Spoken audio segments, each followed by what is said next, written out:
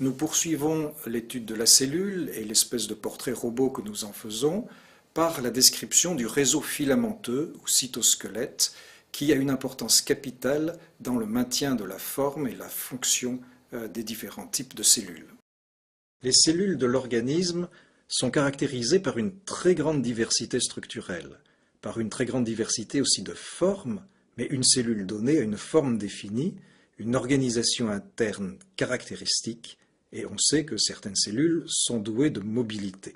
Tout ça, cette mobilité, cette conservation de la forme, la mobilisation des organites intracellulaires est liée à une structure qu'on appelle le cytosquelette. Et ce cytosquelette, c'est en fait un réseau de filaments cytoplasmiques. Alors le terme est peut-être pas très bon, parce que squelette, on a l'impression que c'est quelque chose d'extrêmement dur, rigide, alors qu'en réalité, ce cytosquelette est caractérisé par une extrême dynamique des changements incessants.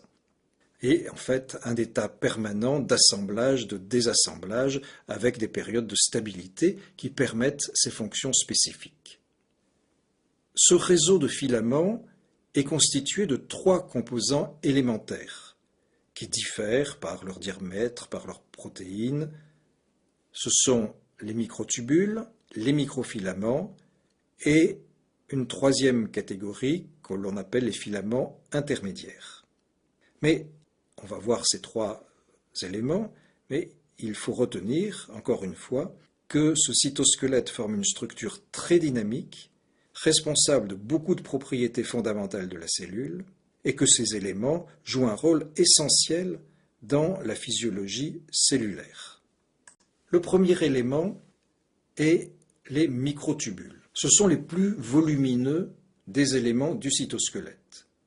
Sur le plan structural, on peut dire qu'un microtubule est un tube cylindrique de 24 nanomètres de diamètre, dont la longueur est extrêmement variable et peut atteindre quelques centaines de micromètres dans certaines cellules. Ce microtubule est formé d'éléments hétérodimériques composés de monomères alpha et de monomères bêta. Donc ce sont des hétérodimères de tubulines alpha et bêta. Ces monomères sont des protéines globulaires de 4 nanomètres de diamètre, formées d'environ 500 acides aminés. Chaque hétérodimère de tubuline fixe 2 molécules de guanosine triphosphate ou GTP. L'alpha, le monomère alpha, fixe le GTP de façon irréversible et ne l'hydrolyse pas, alors que le monomère bêta fixe le GTP de façon réversible et va pouvoir l'hydrolyser en GDP. La tubuline alpha et la tubuline bêta vont s'associer donc pour donner naissance aux hétérodimères qui se polymérisent en protofilaments. Il y a un empilement, tête contre queue, en une file rectiligne de ces hétérodimères et donc la file va constituer un protofilament. Un microtubule est constitué de 13 protofilaments qui sont juxtaposés. Alors il y a un certain décalage dans les hétérodimères de 2 protofilaments adjacents, et donc il existe une polarité structurale. Un bout du microtubule est bordé d'alpha-tubuline, l'autre de bêta, et on dit qu'il y a un bout négatif, un pôle négatif, et un pôle positif. Vous voyez dans la partie droite de la diapositive différentes schématisations d'un microtubule, donc une coupe transversale en haut, une image tridimensionnelle avec les protofilaments juxtaposés et les hétérodimères d'alpha et bêta tubulines, et puis, dans la partie basse, un microtubule qui est déplié en quelque sorte, où l'on voit les 13 protofilaments juxtaposés, donc qui, lorsqu'ils sont fermés, constituent la paroi du microtubule. Il faut bien savoir que la molécule qui est à l'origine de ce microtubule, c'est-à-dire la tubuline, se trouve en solution dans le cytoplasme et qu'elle constitue donc une sorte de réserve pour la construction de nouveaux microtubules. D'autres images d'un microtubule où l'on retrouve les 13 protofilaments, l'alternance des hétérodimères avec la tubuline alpha, la tubuline bêta. La formation et la dynamique des microtubules est particulière. Cette formation se fait à partir d'une structure qu'on appelle le centre organisateur des microtubules ou centrosome, qu'on appelle aussi en utilisant les lettres MTOC.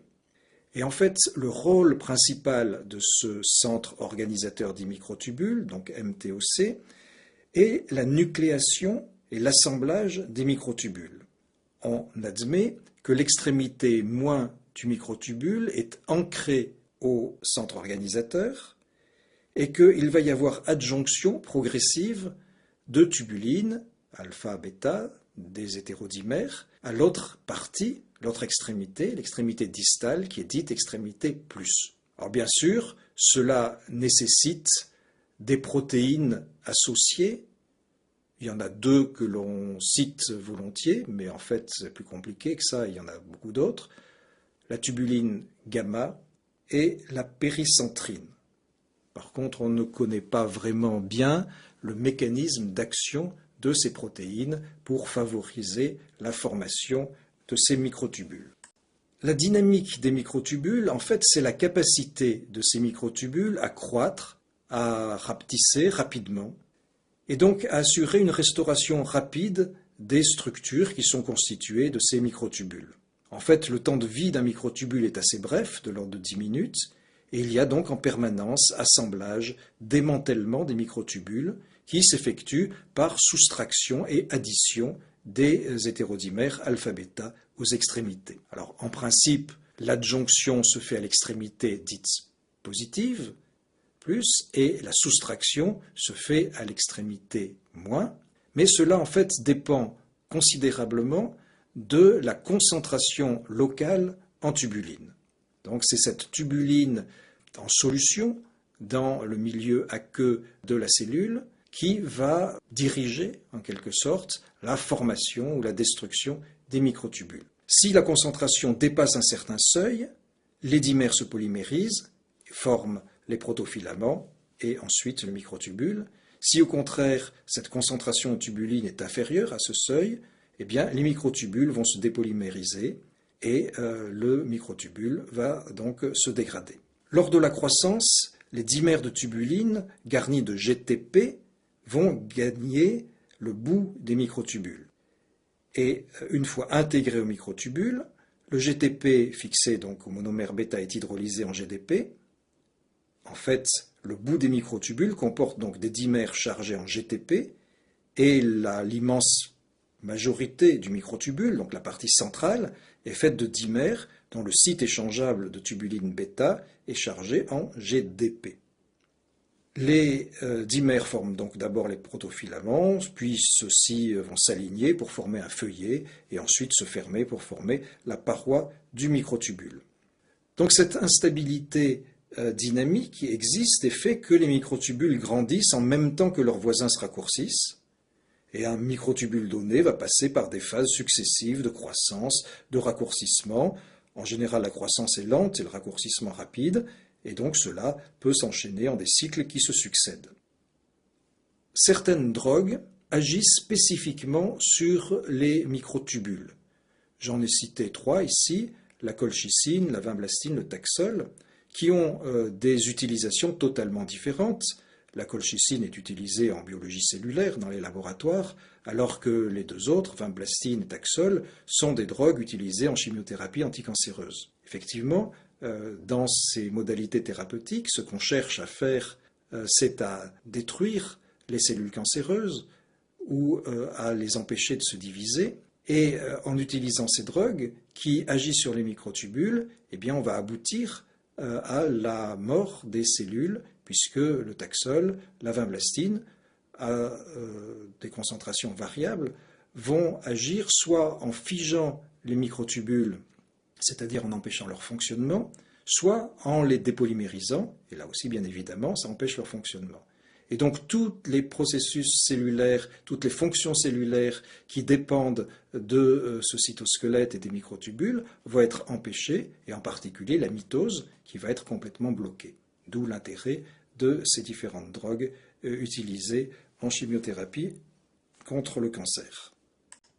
Sur cette figure, on revoit encore une fois les différents processus qui aboutissent à la formation du microtubule, en partant en haut à gauche du dimère de tubuline, alpha-bêta, du protofilament, du feuillet associant les différents protofilaments, de la fermeture, et vous voyez que l'adjonction ou le raccourcissement vont se faire, donc adjonction essentiellement à l'extrémité plus, raccourcissement aux deux extrémités lorsque le microtubule est le siège d'une dégradation rapide. Il existe de très nombreuses protéines qui sont associées au microtubule. Donc la constitution du microtubule, c'est l'alpha et la bêta-tubuline. On a vu déjà qu'il y avait d'autres molécules qui étaient intéressantes et qui étaient utiles pour la construction du microtubule. Et là, on décrit tout un ensemble de protéines qui vont servir à différentes fonctions dans les microtubules. Alors ces protéines, on les appelle des MAP. MAP, ça veut dire simplement protéines associées au microtubule. Et il y a donc des MAP d'assemblage, où en général ce sont des protéines qui possèdent deux domaines, un qui se fixe au microtubule et l'autre qui se fixe soit à d'autres microtubules, soit à des filaments intermédiaires, soit aux membranes. Parmi ces MAP d'assemblage, il faut citer les protéines Tau qui associent les microtubules entre eux et permet la formation de fuseaux épais. Et donc ça donne en fait une grande stabilité aux microtubules qui sont associés à ces protéines Tau. C'est le cas en particulier des microtubules qu'on voit dans les axones des neurones. Il existe par ailleurs des MAP dits de stabilisation. Ils recouvrent la face externe d'un microtubule et donc vont empêcher la dépolymérisation. Mais quand ces MAP de stabilisation sont phosphorylés, eh bien, ils ne peuvent plus se fixer au microtubule et donc ce microtubule peut être soumis très facilement à la dégradation.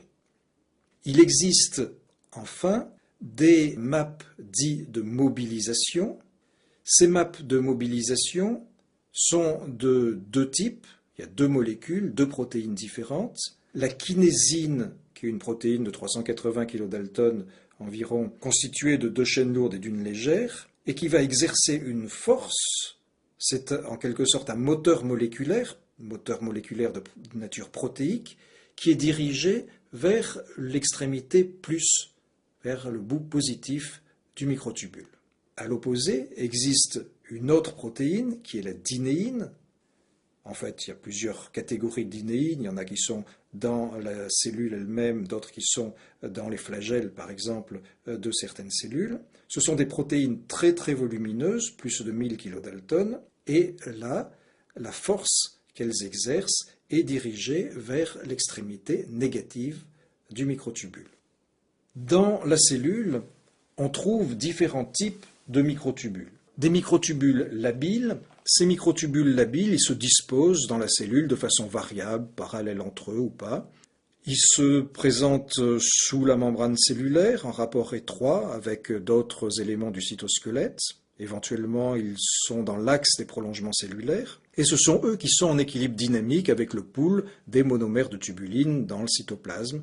Donc équilibre qui est rompu au cours des différentes phases d'activité de la cellule lorsqu'il faut construire un édifice microtubulaire, par exemple, au cours de la mitose. Et puis, il existe des microtubules stables, c'est-à-dire des constructions qui restent pendant toute la vie de la cellule. Alors bien sûr, les protéines qui les constituent se modifient et sont changées, puisque les protéines, comme n'importe quelle autre structure, ont une durée de vie limitée, mais on les considère quand même, à l'échelle du temps de vie d'une cellule, comme des structures stables. En particulier, ce sont les centrioles, on les verra à propos de l'étude des organites intracellulaires, ce sont les cils, dont on parlera longuement à propos du tissu épithélial, ce sont aussi les flagelles. Dernier mot, pour vous signaler l'existence d'une pathologie tout à fait particulière qui atteint les microtubules, qui s'appelle le syndrome de Cartagéner, et qui associe d'une façon curieuse des infections respiratoires, donc des pneumopathies, des bronchites récurrentes, récidivantes, et une stérilité. Il y a parfois aussi des anomalies de l'embryogenèse avec des dispositions anormales des organes. On a longtemps hésité pour comprendre pourquoi s'associer des infections respiratoires à une stérilité. Et puis, on a fini par trouver ce qui expliquait ces symptômes apparemment contradictoires. Eh bien, c'est le défaut de mobilisation des cils de l'épithélium respiratoire, ce qui conduit à des infections à répétition, et le défaut de mobilisation des spermatozoïdes ou de l'ovule, parce qu'il n'y a pas plus de cils, ou les cils qui sont situés sur la cellule épithéliale des trompes sont altérés et non fonctionnels. Pourquoi les cils ou les flagelles des spermatozoïdes sont non fonctionnels? Eh bien parce que dans ce syndrome de Cartagener, les microtubules ne sont pas fonctionnels, il manque un certain nombre de protéines qui permettent d'assurer leur structure ou leur fonction. Voici une image que l'on reverra tout à l'heure qui montre les différents types de moteurs moléculaires. Vous voyez le gros élément rouge et jaune qui est un microtubule, et ce microtubule donc, est associé à deux molécules motrices, la kinésine et la dynéine, dont chacune agit dans un sens différent, comme on l'a dit il y a un instant. Dernière image qui concerne les microtubules. Il s'agit ici d'une immunofluorescence, donc de cellules, où on a mis en évidence le système microtubulaire grâce à l'imprégnation avec un anticorps dirigé contre la tubuline. On voit donc le réseau, la partie ronde où le réseau est un peu moins dense, c'est simplement le noyau de la cellule. C'est celle-ci la dernière image, où l'on voit, là encore, grâce à la microscopie à fluorescence et à l'immunocytochimie, des microtubules, deux cellules épithéliales à gauche et au milieu, en interphase et en mitose. On voit très bien le fuseau mitotique dans la partie gauche et basse de la figure. Ce qui est bleu en A, c'est le noyau. En dessous, ce sont les chromosomes. Reconstruction 3D dans la partie B, et c'est les microtubules de cellules végétales. Ici, il s'agissait de maïs. Le deuxième élément du cytosquelette, ce sont les microfilaments d'actine. On dit parfois microfilaments fins d'actine. Ce sont des structures qui existent dans toutes les cellules, puisque c'est la protéine intracellulaire qui est prédominante dans les cellules eucaryotes. L'actine représente environ 10% du poids des cellules musculaires et 1 à 5% dans les autres cellules. Donc cette actine va former des longs polymères hélicoïdaux. En fait, la molécule de base, c'est le monomère d'actine, qui a 375 acides aminés, qu'on appelle l'actine G, qui est un monomère globulaire qui comprend un anion magnésium séquestré dans de l'ATP ou de l'ADP. Ces monomères d'actine G vont s'assembler en longs polymères hélicoïdaux d'actine dite F, F comme filamenteux, et cette association, cet assemblage, se fait en présence d'ions magnésium, potassium, sodium. L'hydrolyse de l'ATP accompagne cette polymérisation, la favorise, influence sa cinétique. L'actine F est donc un polymère hélicoïdal formé de protomères identiques, mais cette actine F va posséder aussi une polarité structurelle et fonctionnelle, c'est-à-dire qu'on va décrire, comme tout à l'heure pour les microtubules, une extrémité plus et une extrémité moins. Alors, le cytosquelette se compose de faisceaux, de réseaux de filaments qui ont un rôle dans la charpente, dans le maintien de la forme ou dans la déformation de la cellule. Dans ces faisceaux, les filaments sont accolés parallèlement, de façon compacte, et dans les réseaux, les filaments peuvent se croiser, parfois angle droit, parfois d'une autre façon. On décrit éventuellement plusieurs réseaux, un bidimensionnel réticulé, plan, qui est associé à la membrane, donc qui est en périphérie de la cellule, et puis un autre réseau plus important quantitativement, qui occupe tout l'intérieur de la cellule, qui est un réseau tridimensionnel. La formation des microfilaments fins d'actine, comme tout à l'heure, les microfilaments ici sont constamment en train de se modifier, de raccourcir ou de grandir, et donc les faisceaux les réseaux vont en permanence se former, se dissoudre, se reformer. La polymérisation de l'actine passe par 3 phases. Une période dite de latence, où l'actine G, l'actine globulaire, s'agrège lentement en petits oligomères instables. C'est ce qu'on voit dans la partie gauche de la figure. Et puis, il y a une nucléation, donc une agrégation plus importante des monomères d'actine G, et un allongement par addition d'actine aux 2 extrémités de ces monomères, aux 2 bouts, comme on le voit dans la partie moyenne de la figure. Au fur et à mesure que le filament d'actine F s'allonge, la concentration en actine G de l'environnement va diminuer jusqu'à ce qu'il y ait un équilibre, un état stationnaire. Cet état stationnaire, il est dynamique, en ce sens qu'il y a adjonction et soustraction des monomères d'actine, donc stabilité, en quelque sorte, du filament d'actine. Alors, la polymérisation de l'actine s'accompagne toujours d'une hydrolyse de l'ATP, et donc les filaments sont constitués en réalité d'actine F liée à de l'ADP. On ne retrouve l'ATP lié à l'actine F qu'aux extrémités de ce filament d'actine. Comme tout à l'heure, les 2 bouts sont différents, donc un positif, un négatif, et comme tout à l'heure, l'adjonction des monomères se fait surtout au bout positif, la soustraction se fait surtout au bout négatif. Bien sûr, là encore, ça va dépendre de la concentration locale en actine. Voici un résumé de cette dynamique des microfilaments, avec donc assemblage, démantèlement par addition ou soustraction de l'actine G aux extrémités. Là encore, comme je l'ai dit, ça dépend de la concentration d'actine G. Et donc, il y a des alternances de phases de croissance et de raccourcissement. On a décrit également des substances chimiques qui agissent sur les microfilaments fins d'actine et qui empêchent leur fonctionnement, soit en les dégradant, en provoquant la dépolymérisation des filaments d'actine, soit en empêchant la polymérisation. J'ai cité ici 2 de ces substances, la cytocalasine, qui est un alcaloïde tiré de certains champignons, ou la phalloïdine, également tirée de champignons, qui ont à peu près la même action, mais ce sont des substances que l'on n'utilise pas en thérapeutique, qui sont extrêmement toxiques. Il existe de très nombreuses protéines qui sont associées aux microfilaments. Des protéines qui régulent l'élongation, comme la thymosine bêta-4, qui se lie à l'actine G, l'actine monomérique, qui va en quelque sorte séquestrer cette actine G et donc l'empêcher de se polymériser, donc empêcher la formation d'un filament fin d'actine.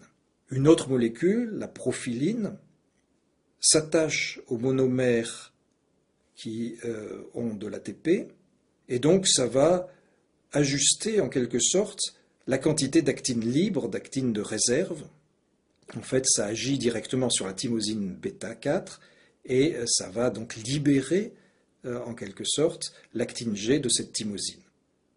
Donc la rendre disponible finalement pour la polymérisation et pour la fabrication des filaments d'actine. À côté de ces protéines de régulation de l'élongation, il y a des protéines de désagrégation qui vont donc ajuster la longueur du filament en coupant ce filament en petits morceaux, comme la gelsoline, qui se fixe à l'extrémité plus. Il y a des protéines de stabilisation, CAPZ, qui s'attachent au bout positif des filaments, comme la tropomoduline, elle qui s'attache à l'inverse au bout moins. Il y a des protéines de pontage, comme la fimbrine, qui permet l'organisation et le maintien des filaments d'actine en réseau. Donc pour la fimbrine, ce sont des réseaux où les filaments sont parallèles les uns aux autres. La filamine, ça forme au contraire des réseaux où les filaments fins sont plutôt perpendiculaires, et donc c'est plutôt sous la membrane qu'on va les voir. Il existe également des protéines qui vont permettre la contraction, c'est ici la myosine, et enfin des protéines d'ancrage qu'on verra plus longuement lorsqu'on étudiera l'adhérence cellulaire, donc la taline, la vinculine, l'alpha-actinine, entre autres, parce qu'il y en a beaucoup d'autres. Dans la partie droite de la diapositive, vous voyez donc un filament d'actine avec des protéines dites de pontage qui vont permettre la réticulation, qui vont permettre donc l'organisation des filaments d'actine les uns par rapport aux autres. On a déjà vu cette image. Ici, elle est présentée pour visualiser le filament d'actine en jaune clair et la protéine motrice qui est la myosine qui va donc parcourir ce filament d'actine. La troisième et dernière catégorie de constituants du cytosquelette, ce sont les filaments qu'on appelle intermédiaires. Et on les appelle intermédiaires tout simplement parce que leur taille est intermédiaire entre les microtubules et les filaments fins d'actine. On avait 24 nanomètres pour les microtubules et on a 7 nanomètres pour les filaments d'actine. Ici, donc, ce sont des structures dont la taille est de l'ordre de 10 nanomètres d'épaisseur. Ces filaments intermédiaires sont présents également dans toutes les cellules eucaryotes et en fait, ce sont certainement les structures les plus abondantes parmi les trois qu'on a cités jusqu'à présent. Il y a probablement 10 fois plus de filaments intermédiaires en quantité que de microtubules ou de filaments d'actine. Ils forment des réseaux, ils forment des faisceaux et ils ont également un rôle structural au niveau de la membrane ou au niveau des organites intracellulaires. Mais ils ne participent pas à la mobilité cellulaire et ils ont une caractéristique particulière qui s'oppose en quelque sorte aux microtubules et aux microfilaments, c'est qu'ils sont stables. Ils ne sont pas doués comme les autres de procédés d'assemblage et de désassemblage continuels. Donc l'assemblage est irréversible, il n'y a pas d'équilibre dynamique. Alors sur le plan de la structure, ce sont des structures qui comportent un noyau central hélicoïdal encadré par des domaines N et C terminaux qui sont globulaires. Ces hétérodimères sont associés entre eux pour former des tétramères qui s'agrègent et les tétramères forment des filaments et des fibrilles. Il n'y a en principe pas de réserve de filaments intermédiaires non polymérisés, comme c'était le cas par exemple pour la tubuline ou pour l'actine. Alors on décrit un certain nombre de types différents de filaments intermédiaires. Les plus nombreux peut-être, les plus fréquemment rencontrés, ce sont les types 1 et type 2 qui constituent en fait les filaments de kératine. Donc, type 1, c'est kératine acide, type 2, c'est kératine basique, et ce sont des protéines que l'on voit essentiellement dans les cellules épithéliales. Ce sont des substances qui sont caractéristiques des épithéliums. Alors, ces filaments de kératine, ce sont aussi des hétérodimères, la plupart du temps constitués d'une kératine acide et d'une kératine basique. Et il n'y a que ces hétérodimères qui peuvent se polymériser et donc donner naissance aux filaments intermédiaires. Alors en réalité, il y a énormément de kératines différentes, plus d'une vingtaine de sortes différentes, et dans les structures de notre organisme, on a beaucoup d'espèces de kératines différentes. Par exemple, dans les cheveux, il y a une dizaine d'espèces de kératines différentes. Dans les cellules épithéliales, il y en a une vingtaine. Donc chaque cellule, chaque structure exprime une combinaison de kératine qui est assez caractéristique. Ces filaments intermédiaires de kératine se disposent en faisceaux épais et vont constituer ce qu'on appelle en morphologie les tonofilaments, du fait justement qu'ils sont épais, qu'on les voit en microscopie optique. Ils sont connectés au système de jonction entre les cellules et ça forme donc des liaisons entre les points d'ancrage entre les cellules. Ça va conférer une certaine élasticité, une certaine rigidité. Les deux mots paraissent incompatibles, mais en fait, dans une cellule, les deux peuvent s'utiliser. Et ça confère également une certaine solidité aux cellules qui en sont constituées. Je disais tout à l'heure que la kératine était spécifique du tissu épithélial, et sa mise en évidence est un moyen d'identifier l'origine d'une cellule tumorale, par exemple, une cellule maligne, dont on ne pourrait pas, par la simple morphologie, reconnaître sa provenance. On a parfois des cellules tumorales qui sont extrêmement dystrophiques, et on ne sait pas si ce sont des cellules d'origine épithéliale ou d'origine conjonctive ou d'origine nerveuse. Et la solution, si l'on veut affiner la description des cellules, c'est de savoir si ces cellules contiennent ou non de la kératine. Donc on fait agir un anticorps dirigé contre la kératine, on fait une réaction d'immunocytochimie, et si cette réaction est positive, c'est-à-dire s'il y a de la kératine dans la cellule, on peut être sûr que cette cellule est d'origine épithéliale, ce qui donc permet d'affiner le diagnostic et éventuellement de proposer des thérapeutiques spécifiques. Le troisième type de filament intermédiaire est une association de différentes molécules. On a des filaments intermédiaires constitués de vimentine. Cette vimentine est typique des cellules mésenchymateuses, donc des fibroblastes, des cellules musculaires, des cellules cartilagineuses par exemple. Et donc c'est un moyen aussi de reconnaître cette origine mésenchymateuse à des cellules qu'on ne pourrait pas identifier. Là encore, ça forme des fibres qui s'insèrent sur la membrane des cellules et dont le rôle est de maintenir en place le noyau, les organites. Deuxième catégorie de filaments intermédiaires de type 3, ceux qui sont constitués de desmine. Là encore, spécificité, on ne trouve cette desmine que dans les cellules musculaires. Ça constitue une sorte d'échafaudage perpendiculaire au grand axe de la cellule.